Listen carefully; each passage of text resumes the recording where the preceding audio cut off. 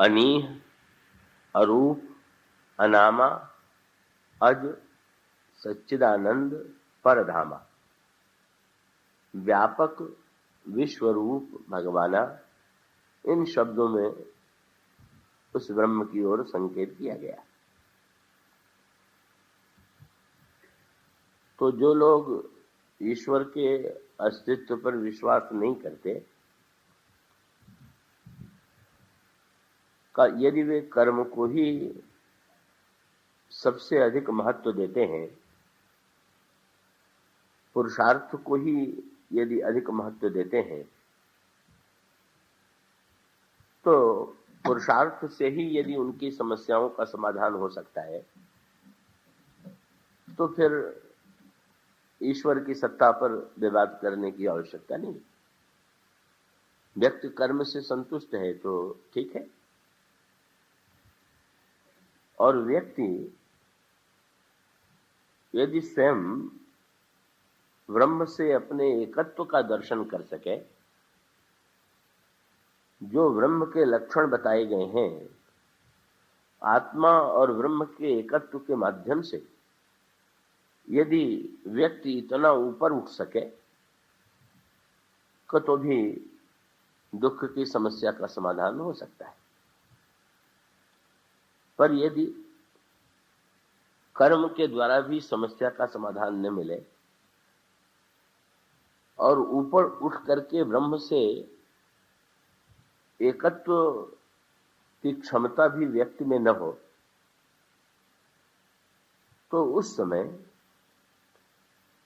उसके समक्ष समस्या इस रूप में आती है, जिसकी चर्चा कल प्रारंभ की गई थी, कि जिन समस्याओं का हम समाधान कर सकते हैं उनका समाधान हमें करना चाहिए। पर यदि ऐसा प्रतीत होने लगे कि कुछ समस्याएं ऐसी हैं कि बहिरंग कर्म करते हुए भी, प्रयत्न करते हुए भी उनका समाधान नहीं हो पाता है, तो फिर ऐसी परिस्थिति में श्री रामचरितमानस में अवतारवाद की प्रक्रिया की ओर संकेत किया गया है और उसके लिए सूत्र चुना गया रावण का। रावण इतना शक्तिशाली हो जाता है कि वो संसार को संत्रस्त करने लगता है, और तब सबसे पहले पृथ्वी व्याकुल होती है। अब ये पृथ्वी की व्याकुलता दो रूपों में है। एक तो वह पृथ्वी है जो सारे संसार को धारण किए हुए, जिस पर हम और आप बैठे हुए हैं, टिके हुए हैं, जो सबको ढो रही है, सबको धारण किए हुए है, जो बड़ी धैर्यशालिनी है, जिसका नाम सर्वसहा है, सब कुछ सहने वाली, जिसका नाम क्षमा है, जो बड़ी ही उदार वृत्ति की है। एक पृथ्वी हुआ है, और एक पृथ्वी जो है हमारे अंतर जीवन में भी है। और वो अंतर जीवन में जो पृथ्वी है, उसके लिए गोस्वामी जी कहते हैं कि जो सुंदर बुद्धि है वही पृथ्वी है। सुमति भूमि थल हृदय अगाधि। तो इसका अभिप्राय यह हुआ कि चाहे सामूहिक रूप से सबको धारण करने वाली, सबको सहने वाली धैर्यशालिनी जो पृथ्वी है वो विक्षुब्ध। इसका अभिप्राय है कि सर्वसहा शब्द का अर्थ हम ऐसा न ले लें कि सब कुछ सहने का अर्थ ये हो कि हम जीवन की बुराइयों को भी सहें, हम जीवन के पाप को भी सहें। यदि हम सह रहे हैं तो चाहे हमारी बुद्धि में इतना धैर्य है और चाहे पृथ्वी में इतना धैर्य है। ये अवतार के दो सूत्र हैं, व्यक्तिगत जीवन में अवतार और सामूहिक रूप से संसार के लिए अवतार। तो दोनों का सूत्र यही कि हमारी बुद्धि में अगर कोई क्षोभ नहीं है पाप को लेकर के, बुराई को लेकर के, या हम पाप और बुराइयों को निरंतर क्षमा ही करते रहते हैं, उन्हें सहने के ही अभ्यस्त हैं, तो फिर ऐसी परिस्थिति में ईश्वर के अवतार का कोई प्रयोजन नहीं। लेकिन यदि पाप का बोझ असह्य हो जाए, दुर्गुणों का बोझ असह्य हो जाए, और चाहे पृथ्वी या हमारी आपकी जो बुद्धि है उस बुद्धि में व्याकुलता उत्पन्न हो, पाप और ये बुराई कैसे मिटे, ये व्याकुलता जब बुद्धि में उत्पन्न होती है या पृथ्वी में उत्पन्न होती है, तो मानो अवतार की सबसे पहली भूमिका बनती। पृथ्वी व्याकुल होकर के मुनियों के पास जाती है और मुनियों से अपनी समस्या का समाधान पूछती। अब ये मुनि शब्द तो बड़े महत्व का है। मुनि का अभिप्राय है जो मननशील है, उसका नाम है मुनि। और उसका अभिप्राय ये हुआ कि जब बुद्धि में कोई ऐसी जटिल समस्या आवे तो हमारा कर्तव्य है कि हम सबसे पहले मनन करें, चिंतन करें कि ये जो समस्या है इसका क्या रूप है और इसका क्या समाधान हो सकता है। लेकिन कभी कभी ऐसी स्थिति आती है कि बहुत मनन करने पर भी व्यक्ति की समस्या का समाधान नहीं होता। यहां पर भी यही हुआ। देवता जब पृथ्वी व्याकुल होकर के मुनियों के पास गई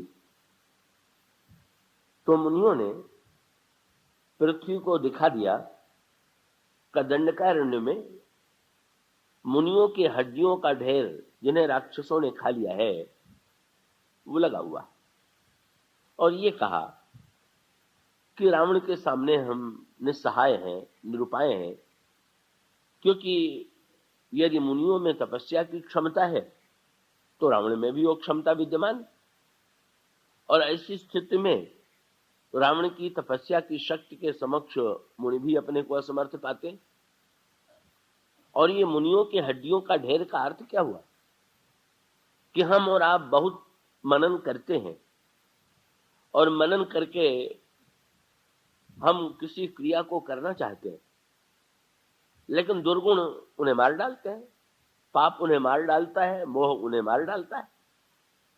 तो ऐसी स्थिति में मनन करने से भी कुछ समस्याओं का समाधान हो जाता है, पर रावण की समस्या का समाधान या आध्यात्मिक अर्थों में कहें कि मोह की समस्या का समाधान केवल मनन से नहीं होता।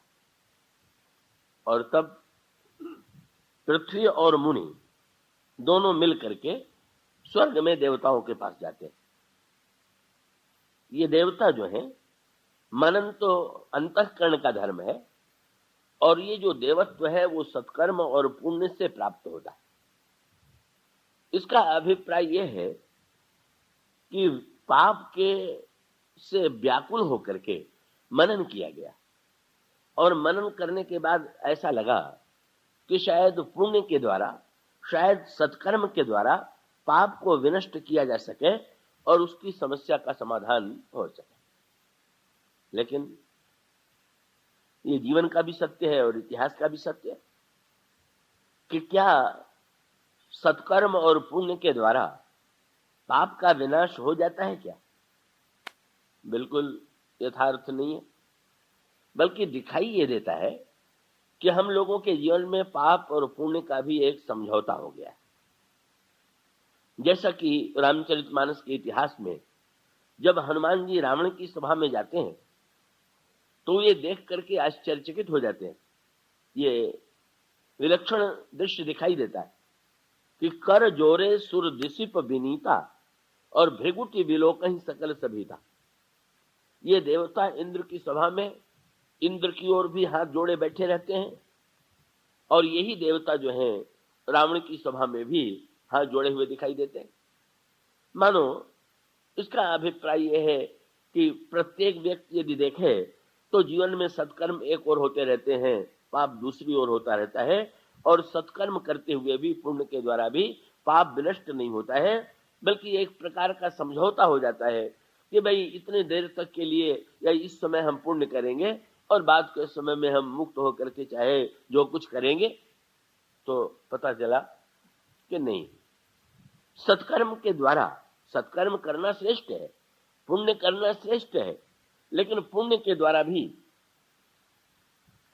मोह की समस्या का, रावण की समस्या का समाधान नहीं मिलता। फिर और आगे बढ़ते हैं और ये सब मिलकर के ब्रह्मा के पास जाते हैं। ब्रह्मा कौन है? ये बुद्धि से प्रारंभ हुई थी बात। पृथ्वी भी बुद्धि का, पृथ्वी जो है एक और है, और हमारी आपकी बुद्धि जो है वो पृथ्वी के रूप में। और ये ब्रह्मा कौन है? पृथ्वी जो है ये हमारी आपकी बुद्धि पृथ्वी का प्रतीक है। अंत में ये सब के सब लोग मिल करके सृष्टि के निर्माता और बुद्धि के देवता ब्रह्मा के पास जाते हैं। तो अब बुद्धि के दो रूप, एक बुद्धि तो यह है कि जो हमारे आपके जीवन में अलग अलग व्यक्तियों में अलग अलग बुद्धि है, और जिनका वर्णन पुराणों में ब्रह्मा के रूप में किया गया है, उसका अर्थ है कि जो समष्टि बुद्धि है, सारे ब्रह्मांड की, विराट की जो बुद्धि है, उसी का नाम ब्रह्मा है। अहंकार शिव बुद्धि अजमन चित्त महान, मनुज रूप से चराचर रूप राम भगवान में इसका परिचय दिया गया। उन लोगों को विश्वास था, गीता में भी इसको संकेत किया गया कि भाई अगर व्यक्तिगत बुद्धि से समाधान न मिले, मनन और सत्कर्म से भी हम पाप पर विजय न पा सकें, रावण को विनष्ट न कर सकें, तो अंत में जो समष्टि विवेक के देवता हैं, जो चतुर्मुख हैं, जो वेद के वक्ता हैं, जो वेद के ज्ञाता हैं, उनके द्वारा उस समस्या का समाधान ढूंढने की चेष्टा की जाए। पूरी आशा ये थी कि ब्रह्मा ने ही तो सृष्टि का निर्माण किया है, और इसलिए रावण के निर्माता भी वही है। लेकिन जब वे, अगर रावण के निर्माता वे हैं, तो रावण को मिटाने में भी वे समर्थ हैं। ऐसी स्थिति में उनको यही, उनके मन में धारणा थी कि शायद ब्रह्मा के द्वारा इस समस्या का समाधान मिल जाए। पर ब्रह्मा ने जब अपनी बाध्यता बताई, तो बहुत पते की बात क्या, किसी वस्तु का निर्माता जो है वो निर्मित वस्तु से शक्तिशाली हो जाए, ये कोई आवश्यक नहीं। अब जैसे जिस वैज्ञानिक ने या जिन वैज्ञानिकों ने अणुबम का निर्माण किया, अब वो निर्माता शक्तिशाली है कि वो बम शक्तिशाली है? हाँ, विचित्र बात। अगर वो बम फटेगा तो उस निर्माता को थोड़ी छोड़ देगा कि इन्होंने मुझे बनाया है तो इनको हम छोड़ दें। अगर वो तो प्रयोगशाला में भी फटेगा तो वैज्ञानिक नष्ट हो जाएगा, और विश्व में भी फटेगा तो वैज्ञानिक व्यक्ति के रूप में नष्ट हो जाएगा। तो ब्रह्मा ने कहा कि निर्माण में मैं स्वतंत्र नहीं हूं। हाँ, ये यहां पर कर्म सिद्धांत की बात आई। ब्रह्मा ने ये कहा कि जब मैं सृष्टि का निर्माण करता हूं, तो मैं तो केवल उस व्यक्ति के पूर्व पूर्व जन्मों के जो कर्म है, उस कर्म के अनुकूल ही उस व्यक्ति का निर्माण कर देता हूं। उसी कर्म की क्षमता के अनुकूल उस व्यक्ति को ऐश्वर्य प्राप्त होता है, शक्ति प्राप्त होती है, बुद्धि प्राप्त होती है। ऐसी स्थिति में मैं तो केवल कर्म फल का दाता हूं, मैं कोई स्वतंत्र निर्माता नहीं। इसलिए रामचरितमानस में वाक्य कहा गया कि ब्रह्मा भी बेचारे क्या करें, कठिन कर्म फल जान विधाता, जो शुभ अशुभ कर्म फल दाता। वो ब्रह्मा जो है शुभ और अशुभ कर्मों का फल देने वाले। उन्होंने कह दिया, ब्रह्मा सब जाना मन अनुमाना, हमारा वो कछु न बसाई। भाई हमारा बस नहीं। रावण ने पूर्व जन्म में बड़े सत्कर्म किए हैं, बड़ा पुण्य किया है, बड़ी तपस्या की है, इस जन्म में भी उसने कठिन तप किया है, अब उसका फल देने के लिए तो मैं बाध्य हूं। और उसका अर्थ तो ठीक ही है। कोई व्यक्ति बाजार में सौदा लेकर के लेने के लिए जाए, तो जो द्रव्य के बदले में सौदा देने वाला है, उसको ये अधिकार थोड़ी है विचार करने का कि ये वस्तु का, ये द्रव्य कहां से आया, और ये भी नहीं है कि वो रोक सके कि जो वस्तु लेकर के जा रहा है उसका क्या उपयोग करे। तो ब्रह्मा ने असमर्थता तो बताई, लेकिन बहुत बढ़िया सूत्र अब मिला, और वो ये है कि भाई अगर प्रत्येक व्यक्ति असमर्थता ही असमर्थता का ज्ञापन करता रहे, पृथ्वी भी असमर्थ, मुनि भी असमर्थ, देवता भी असमर्थ, ब्रह्मा भी असमर्थ, तो फिर समस्या का समाधान कैसे होगा? तो ब्रह्मा ने एक सूत्र दे दिया। ब्रह्मा ने कहा मैं तो समर्थ और स्वतंत्र, मैं तो स्वतंत्र नहीं हूं, पर एक ऐसा है जो स्वतंत्र है, और उसका अभिप्राय है कि मैं तो रावण के प्रति, रावण को जो कुछ मिला है उसके सत्कर्म का, पुण्य का, उसके तपस्या का परिणाम है, और उसको विनष्ट करने की क्षमता मुझ में नहीं। लेकिन कर्म से जो स्वतंत्र है, का वो स्वतंत्र तो एकमात्र मेरा भी जो निर्माता है। आप लोग मुझे निर्माता के रूप में देखते हैं, लेकिन सत्य है कि आप लोगों ने कभी इस पर विचार किया कि ये जो मैं निर्माता के रूप में दिखाई देने वाला हूं, मेरा निर्माता कौन है? आगे चल करके ब्रह्मा ने भगवान की जब स्तुति की तो बड़ी मीठी बात कही। उन्होंने कहा महाराज, इस संसार का तो निर्माण आपने किया। आश्चर्य हुआ कि सारे संसार के लोग कहते हैं ब्रह्मा ने निर्माण किया, और ब्रह्मा कहते हैं कि आपने निर्माण किया। तो ब्रह्मा ने इस संशय का समाधान देने के लिए कि दोनों में ठीक बात क्या है, ब्रह्मा ने बनाया कि ईश्वर ने बनाया? तो उन्होंने कहा महाराज, मैं बनाने वाला हूं। ये जो घोषणा की गई वो इसलिए की गई कि जब मैंने बनाया तो कुछ देखने वाले थे जिन्होंने मेरे पक्ष में गवाही दे दिया, पर आपने जब बनाया तो इतने अकेले थे कि आपको तो ढूंढने पर भी कोई गवाह नहीं मिलेगा कि आपने ही बनाया है। इसलिए आपको लोग नहीं जानते हैं।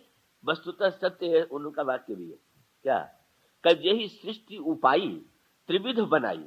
लेकिन उस समय स्थिति क्या थी? संग सहाय न दूजा, न उस समय आपके साथ कोई व्यक्ति था, न कोई सहायक था, और आपने मेरा निर्माण कर दिया। मैंने निर्माण किया तो लोगों ने मुझे निर्माता के रूप में ख्याति दे दिया। ब्रह्मा ने कहा भाई, इस कर्म परंपरा के ऊपर भी कोई व्यक्ति है। और इसीलिए ईश्वर के विषय में तो नारद जी का जो वाक्य आता है, नारद जी यही कहते हैं भगवान पर आक्षेप करते हुए कि अरे तुम दूसरों को तो कर्म का फल देते हो, पर स्वयं अपने को उस चक्कर से अलग कर दिया। परम स्वतंत्र न सिर पर कोई, और भाव ही मन ही करो तुम सोई। तो नारद जी ने तो आक्षेप किया कि ब्रह्मा बेचारे को तो ये कह दिया गया है कि कर्म का फल दो, लेकिन अच्छे का अच्छा और बुरे का बुरा। नारद जी उस समय क्रोध में थे और उन्होंने कहा कि तुमने अपने लिए बिल्कुल स्वतंत्रता, और स्वतंत्रता तुम करते क्या हो? तो उन्होंने कहा तुम्हारा तो एक ही काम रह गया। क्या? बोले भले ही मंद, मंद ही भल करो। भले को बुरा और बुरे को भला बनाते रहना, यही चक्कर आप चलाते रहते। वो इसका अभिप्राय ये है, उनका संकेत ये था कि कैसी अद्भुत बात है। उनका आक्षेप था मैं इतना बड़ा महापुरुष, इतना बड़ा ज्ञानी, और आपने मुझे मेरे इतना उपहास करा दिया कि मुझे बंदर की आकृति दे दिया, और मुझे जगत में विरोध का, लोगों को व्यंग का पात्र बना दिया। और दूसरी ओर सारे अनर्थों का जो मूल काम है उसको तो आप कोई दंड ही नहीं देते आप, बिल्कुल। लेकिन नारद जी ने भगवान से एक बात कही। क्या? बोले अच्छा कोई बात नहीं है, अब आपने मुझे निमंत्रण दिया है तो मैं आपको छोड़ूंगा नहीं। तो भले ही मंद मंद ही भल करहु, विस्मय हरस न हिय कछु धरहु, और दह की परिचय सब काहू, तुमने सबको ठगा। और अति असंख्य, और लोग बेचारे कुछ करने में संशय करते हैं, और मन सदा उछाऊ। क्यों? कर्म शुभाशुभ तुम ही न बाधा, और अब लग तुम ही न काहू साधा। कर्म का शुभाशुभ परिणाम तुम्हें तो मिलता नहीं है, और तुमको कोई साधने वाला नहीं मिला। लेकिन भले घरे अब बायन दीना, तो पावहु के फल आपन कीना। एक नई बात हुई। अवतार बात के अनेक कारणों में से एक कारण नारद बने। तो नारद जब कारण बने तो नारद जी ने बड़ी मीठी बात की। देखिए, सृष्टि कर्म के द्वारा चल रही है, और कर्म का नियामक ईश्वर सबसे ऊपर है। तो ये वैसे तो लगता है कि नारद ने बड़ा अनर्थ किया कि भगवान को इतना फटकारा और भगवान को फटकारने के बाद उन्हें शाप दे दिया। पर हम लोगों को तो नारद को धन्यवाद देना चाहिए कि उन्होंने ऊपर वाले को सचमुच नीचे आने के लिए बाध्य कर दिया। उन्होंने कहा कि जीव की स्थिति को देख करके स्वतंत्र रह करके आनंद लेना और बात, पर जरा उतर करके हम लोगों के बीच में तो आइए। अब ऊपर बैठे मैं नहीं रहने दूंगा, अब वैकुंठ में नहीं बैठे रहोगे, अब तुम्हें उतरना पड़ेगा। और परिणाम हुआ कि अवतारवाद के अनेक कारणों में मानो जो कर्म स्वतंत्र ईश्वर है उसको उलाहना दिया जीव ने कि महाराज जी ये कितना बड़ा अन्याय है। उपनिषद में कहा गया कि ब्रह्म और जीव जो है वो दोनों सखा है। तो उलाहना देते हुए कहा कि महाराज मित्र का धर्म यही है कि स्वयं तो मनमानी करे, कर्म से स्वतंत्र रहे और जीव को परतंत्र बना दे। परवश जीव स्वबस भगवंता। और इसलिए अब मैं तुम्हें स्वतंत्र नहीं रहने दूंगा, याद रहिएगा। जब तक ईश्वर ने अवतार नहीं लिया है तब तक वो स्वतंत्र है, पर जब अवतार ले लेता है तो बिल्कुल स्वतंत्र रह ही नहीं जाता। और किसके परतंत्र होता है? का संसार है ब्रह्मा के परतंत्र ब्रह्मा है, कर्म के परतंत्र कर्म है, ईश्वर के परतंत्र। पर ईश्वर किसके परतंत्र है? भगवान ने घोषणा कर दिया अहम भक्त पराधीन हो। भाई हम तो इन भक्तों के पराधीन हैं, भक्तों के बस में। यही मारीच जब भगवान की ओर जाता है तो उसके मन में भी यही बात आती है, निर्वाण दाय को क्रोध जाकर भगत अवसही बस करी। जीव माया के बंधन में बंधा हुआ था, बांधने वाला ईश्वर। और वो बंधन भी ऐसा, आपने देखा होगा कि जो रस्सी बटी जाती है उसको मजबूत बनाने के लिए उसको तहरा कर दिया जाता है। तो ईश्वर ने भी संसार को बांधने के लिए जो रस्सी बनाई कर्म के द्वारा, वो बड़ी तहरी रस्सी है। और वो तहरापन है सतोगुण, रजोगुण और तमोगुण। ऐसा तीनों का गुणों के द्वारा रस्सी कस करके व्यक्ति के ऊपर बंधी हुई है कि व्यक्ति बेचारा बस कभी सतोगुण की स्थिति में, कभी रजोगुण की स्थिति में, कहीं तमोगुण की स्थिति में, कभी स्वतंत्र दिखाई ही नहीं देता। तो उपाय निकालने वालों ने सोचा इस रस्सी से छूटने का उपाय क्या है? तो वेदांतियों ने कहा इसका उपाय यह है कि जब तक तुम जीव बने रहोगे तब तक ये माया का बंधन बना रहेगा। उन्होंने कहा कि जैसे कोई व्यक्ति बांधा जाता है और अगर वो व्यक्ति इतना बड़ा बन जाए, इतना बड़ा शक्तिशाली बन जाए, तो उसका परिणाम तो होगा कि रस्सी स्वयं टूट के गिर पड़ेगी। अपने शरीर को इतना फुलाइए, इतना बढ़ाइए कि रस्सी जो है वो स्वयं गिर पड़े। तो वेदांतियों ने कहा यही उपाय है। क्या उपाय? ये है कि जब तक हम अपने आप को जीव मानने और नाम और रूप की सीमा में छोटा बनाए रहेंगे तब तक माया हमें बांधेगी। पर जब हम ब्रह्म से अपने एकत्व का अनुभव कर लेंगे तो ब्रह्म से अपने एकत्व का अनुभव करने का परिणाम होगा कि माया जीव को तो बांध सकती है, ब्रह्म को तो बांध नहीं सकती है। इसलिए सोहमस्मृति वृत्ति अखंडा दीप शिखा से परम प्रचंडा। हम ये अनुभव करें कि नहीं नहीं, मैं जीव नहीं हूं, मैं नाम नहीं हूं, मैं रूप नहीं हूं, मैं तो शुद्ध ब्रह्म से अभिन्न हूं। जहां ऐसा आत्मबोध होता है वहां व्यक्ति मुक्त हो जाता है। यही मुक्ति का अर्थ। पर मोटे होने के मार्ग में थोड़ी सी कठिनाई भी है। क्या?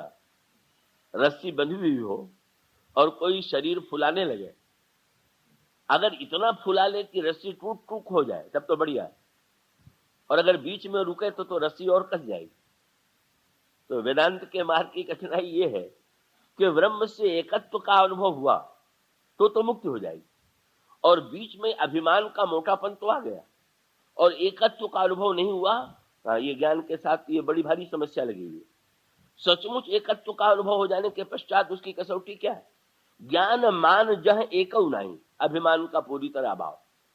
और कहीं ज्ञान का फल ये होने लगे कि व्यक्ति अभिमानी बन जाए तो उसका परिणाम होगा कि वो वेदों ने भगवान की स्तुति करते हुए कहा कि प्रभु कुछ लोग ऐसे होते हैं कि जो ज्ञान पाकर के अपने को ये मानने की भूल कर बैठते हैं क्या बोले जे ज्ञान मान विमत्त तब भवहरणि भक्ति न आदरी। वो लोग कहते हैं नहीं नहीं, जब हम ब्रह्म से सर्वथा एक हैं तो हमारे जीवन में भक्ति की कोई आवश्यकता नहीं है। हम ब्रह्म हैं, हमें साधन करने की, भजन करने की आवश्यकता क्या है? जब ब्रह्म हमसे अलग ही नहीं है तो हम किसका भजन करें? पर वेदों ने कहा कि महाराज, ऐसा जो लोग कहते हैं उनको मैंने देखा है कि ते पाई सुर दुर्लभ पदादपि परत हम देखत हरि। ऐसे लोग देवताओं के लिए भी दुर्लभ पद पा करके नीचे गिरते हुए दिखाई देते हैं। इसलिए चतुर व्यक्ति वेदांत को स्वीकार भी करता है तो साथ में भक्ति को जोड़े बिना नहीं रहता। वो श्री भरत और भगवान राम के संवाद में श्री भरत की भाषा में भक्ति और दैन्य तो पग पग पर दिखाई देता है। पर एक दिन ऐसा अवसर आया कि जब भरत के मुंह से वेदांत की भाषा निकल पड़ी। और वो कब? भगवान का राज्याभिषेक हो गया और प्रभु जो है विश्राम करने के लिए विराजमान थे उपवन में। उसी समय सनक सनंदन सनातन सनत कुमार का ये चारों महात्मा आते हैं। प्रभु ने इनको देख करके स्वागत किया, अपना पीतांबर उठा करके प्रभु ने उनके बैठने के लिए बिछा दिया। प्रभु अंतर्यामी है कि जब उनको ये पता चला कि ये चारों महात्मा ब्रह्मलोक से मुझसे मिलने के लिए चल पड़े, तो भगवान ने भरत जी से, लक्ष्मण जी से, हनुमान जी से तुरंत कहा कि भाई अब जल्दी करो, अब महल में नहीं रहना है, जरा चल के वन में बैठे। आश्चर्य हुआ, अचानक ये कार्यक्रम कैसे बन गया? इतने उतावले तो हो गए। प्रभु ने कहा तुम लोगों को पता नहीं, जब मैं वैकुंठ में था तो यही चारों महात्मा दर्शन करने आए और द्वारपालों ने रोक दिया तो ऐसा शाप दिया कि अभी तक वो शाप का कार्यक्रम चल ही रहा है। तो भाई महल में तो द्वारपाल रहेंगे, इसलिए बगीचे में ठीक है, जहां पर कोई द्वारपाल न हो, हमारे और उनके बीच में कोई व्यवधान न हो, वहीं चलना ठीक। तो महल में नहीं मिले, मिले कहां? उपवन में। और एक बहुत बढ़िया बात, अब जब आए तो बगीचे में बैठे हुए हैं तो कोई वहां सिंहासन तो है नहीं, कोई आसन भी नहीं है कि जिस पर मुनियों को बैठा दे। तो प्रभु ने तुरंत जो अपना पीतांबर ओढ़े हुए थे उसी पीतांबर को बिछा दिया और उसी पीतांबर पर चारों महात्मा बैठ गए।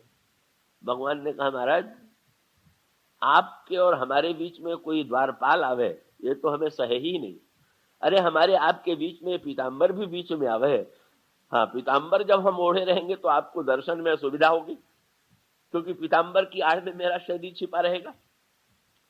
तो ये पीतांबर जो है, ये आवरण जो है दूसरों के लिए आवरण है, पर आप तो इस आवरण पर आरूढ़ होकर के, वहां पर एक सांकेतिक भाषा, ये चारों महात्मा जो है वो निरंतर नग्न रहते हैं। ये इनके लिए वर्णन आता है कि ये चारों महात्मा जो हैं देखने में निरंतर 5 वर्ष की अवस्था के बालक दिखाई देते हैं और देखत बालक बहुकालीना, चाहे जितना लंबा काल बीत जाए पर ये बाल्यावस्था में ही निरंतर रहते हैं। और वस्त्र कौन सा धारण करते हैं?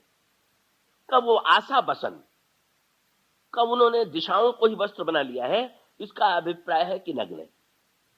अब इसका सांकेतिक तात्पर्य है कि ईश्वर के मंदिर में जब हम दर्शन करने जाते हैं तो वस्त्र पहन करके जाते हैं, क्योंकि सामाजिक मर्यादा वही।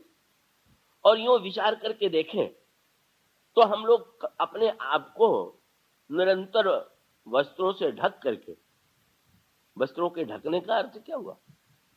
हम अपनी वास्तविकता को दूसरों के सामने प्रकट होने में घबराते हैं, हमारी ये चिंता है। और वहां भी जब हम दर्शन करने जाते हैं तो दर्शन में भगवान का पीतांबर ही देख के लौट आते हैं ना, कितना बढ़िया गहना पहने हुए हैं, कितना बढ़िया वस्त्र पहने हुए हैं, आज कितने अच्छे लग रहे हैं। बोले आज तो भगवान बड़े सुंदर लग रहे हैं। प्रभु को सुन के हंसी आ जाती है। बोली जो मेरे सुंदरता को भी गहने और कपड़े से जोड़े हुए है, वो गहना और कपड़ा देखने आया था। रेशमी कपड़ा पहन ले तो सुंदर हो गए और सूती कपड़ा पहन ले तो क्या कुरूप हो जाएंगे क्या? अरे तो जो अपूर्ण व्यक्ति है उसका सौंदर्य वस्त्र आभूषण से बढ़ता है। पर भगवान का सौंदर्य तो वस्त्र और आभूषण से बढ़ता नहीं है, बल्कि थोड़ा घटता। वह कवितालु रामायण में गोस्वामी जी ने कहा, जब भगवान राम वन जाने लगे तो उन्होंने वस्त्र आभूषण को उतार दिया, वल्कल वस्त्र ले लिया।